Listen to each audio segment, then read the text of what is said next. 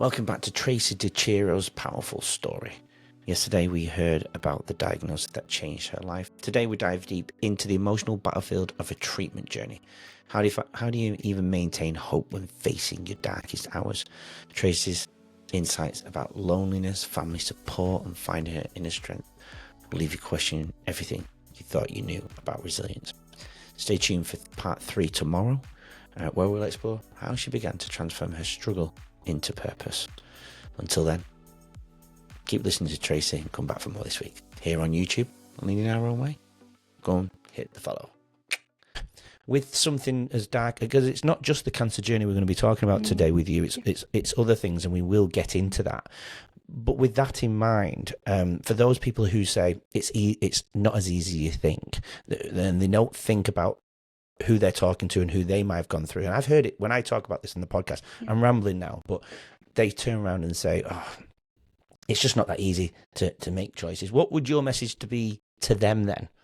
Because you have been through a couple of things that we, again, go through, but you've made choices. Yeah, what would you be? I struggle with this part. What's your pivotal moment? How do we get that message across to people that we do have choices? Because that's a key word for me. I think for me, it's evaluating what you're going through and looking at all the different options and thinking about how, like in terms of how I was coping, what can I actually do that I do have control over? I can ask questions. So I can reach out to my medical staff and team that are looking after me. I can ask some questions. I can research. And I know that when I started to go through my journey, I did do a bit of research, reading books, because there was a lovely library there and it was a great little sanctuary to sit in there in between treatments. Reaching out and looking for group support and other people that have been through things. I think it's looking at all the options and thinking about what can I do? Here is my problem to solve. How am I going to solve it? What types of things can I do? So I do a bit of brainstorming, all the different options and ideas, and then trying to predict how that will help me. So I think. Yeah, good answer. No, I like that. Yeah, it's a tough one, isn't it? Because when you're stuck in that mud, it's really hard to think of the options. You think there's no way out, isn't it? It's like a board. And that's why on my logo I don't know if you can tell, but on my logo there's actually wood pieces that are appearing very faintly, and that wood represents that bit. It's about not that choice to knock down and walk straight through it on the open road. And that's why that. Now, I've not really spoken about my profile picture before, but that's the subtle wood. Can you see the subtle wood? Yes. Yep. That's what that represents, that moment right there. Where does teaching come in all of this then? You've been teaching for a long time, I believe since 1991. Where does teaching play a part for you today then? I think I have this feeling, once a teacher, always a teacher. And when I look at some of the things that I was contemplating doing for a career, I had 3 options, and one was teaching, which was pretty much on the top. The second one was nursing, and the third one was being an air hostess. And when I look at all of those options, they're all about helping others and caring for people. And I think a lot of that has come back from my childhood and how much I love learning and love watching. I watch some of my significant role models, and I just loved seeing people learn. I used to teach my young cousins, come into the room, I've got my whiteboard, let's learn some things, and then chop them out to my aunties and uncles and say, oh, look what they've learnt, and finding and the excitement of the learning and seeing what children wanted to learn, that they their own discovery learning. So I think for me, I've always been inquisitive and always enjoyed learning myself. So I guess the passion comes from there, basically. It's interesting with teaching. I think we do slightly get it wrong with teaching. I think we need to teach our children the power of learning. Yeah. And that came to me then because of some of the words you just chose to use, but we don't teach them the power of learning. We teach them how to learn, and structure and all of that. They've gone deeper into that more recently because I think some of the kids don't know how to even set themselves up anymore, because at home they're not taught to put the bag away, or they might be not taught to put the shoes away and things like that. So schools are having to do that, but I think it goes way deeper than that. Let's teach them about the power of learning, meaning let's teach them about sleep. Let's teach them about the brain and how the brain functions and the impacts on the brain. And then from that, they can actually see the power of learning, you know, how the brain thrives from learning and how it can grow into these wonderful things. And you won't have all these children nowadays, they're slouching in class, their heads down. And the body language is so powerful for the wrong reasons. And I just want them to be empowered and I don't agree they should be sat in a room for 6 hours anyway, but that's a whole different argument. But yeah, I think the power of learning is something I think we really need to. And I saw the power so late in life, even though I loved school. It wasn't against school, and I think I became the teacher for the same reason, was because I love to connect, I love to talk, as people listening to the podcast probably know. And I just love meeting new people. Exactly. Learning actually came later for me, and I think about that with kids. I know they, deep down, I think they want to learn, they just don't understand it. They don't understand that they want to learn yet. Do you know what I mean? Yeah. So we have to make it powerful, we have to make it interesting, we have to try and make it inspiring, I suppose. You've worked since 91 as a teacher, but do you still teach today then?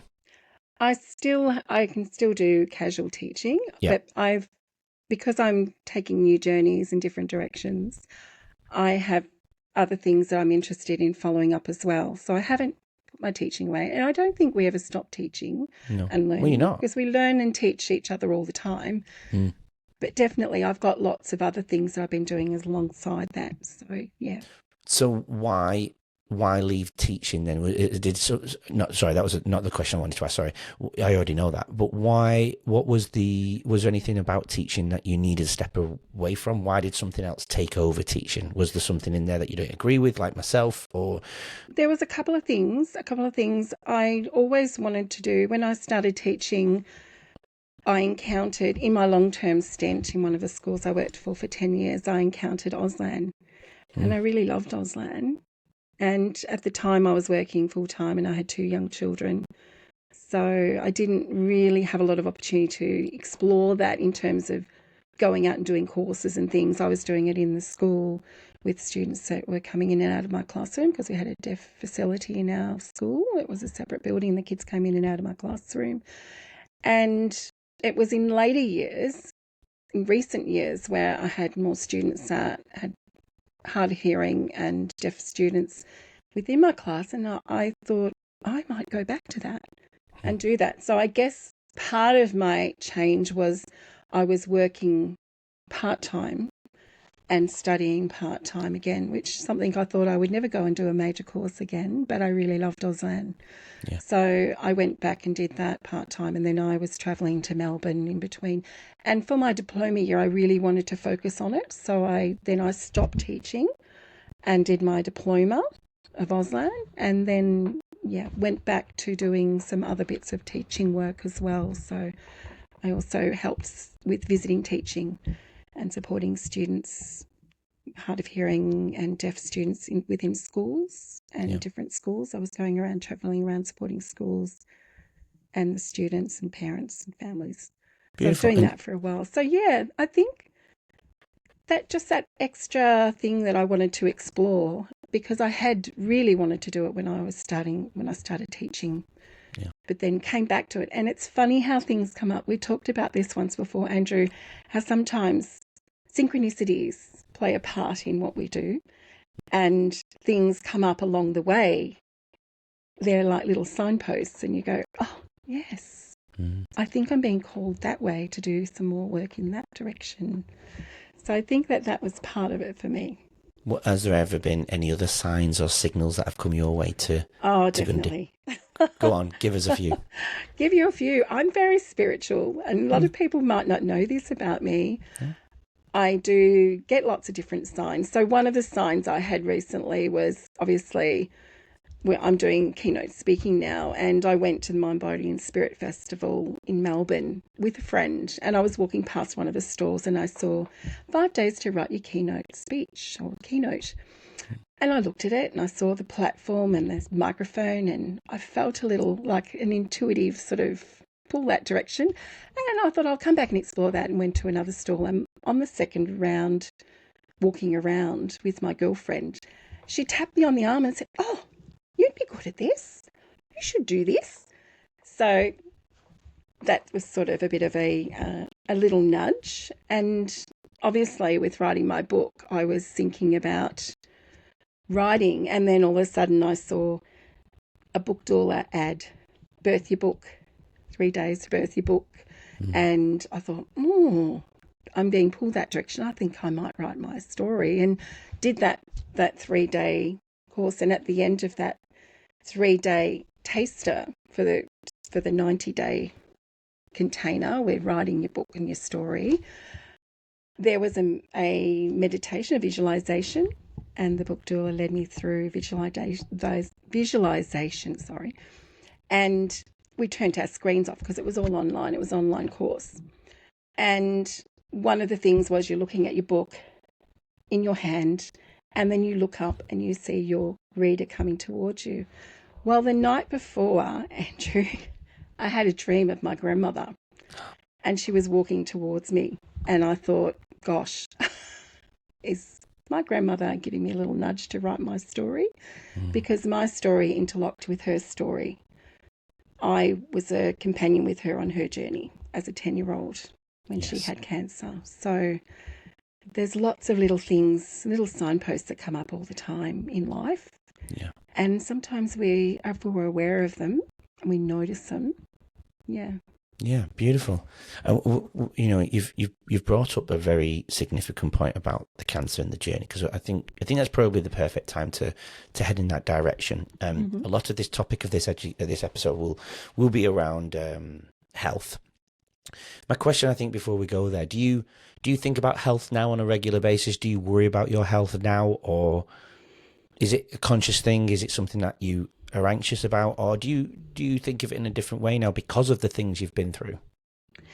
When I was a young child and I was on the journey with my grandmother, I was very anxious about, when she passed, I was anxious about being told that I'd have cancer. So I really didn't want to go to the doctors. I'd sit on the edge of my seat worrying all the time, what would they find? Would I be told I have cancer?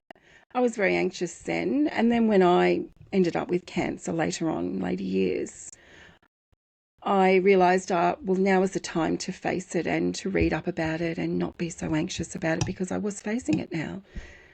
I don't feel anxious as the years go on. I don't feel as anxious about my health. I'm very much aware and proactive about it. So if I have a concern, I generally go straight in and see the doctor and just get checked over, particularly with the history that I've had with cancer. So, but I'm not so much worried about, I think I, eat well and I'm reasonably healthy. So I'm not so anxious about it like I was, but I'm just aware. Always aware.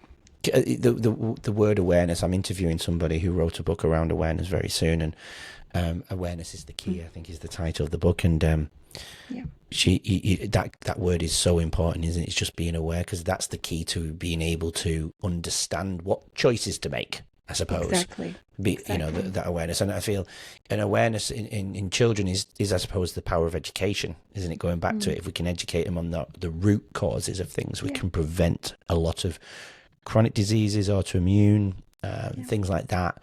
That's what I'm quite passionate about now.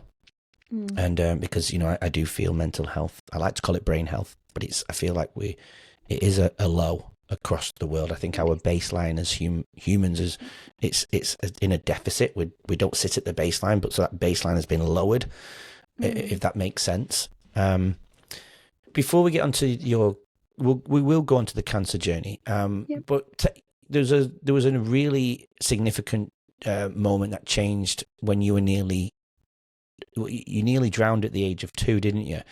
How has this early brush, I suppose, with mortality really shaped your perspective on life since then? I mean, I know you're only young, so it's probably a bit of a deep question from a 2-year-old's perspective.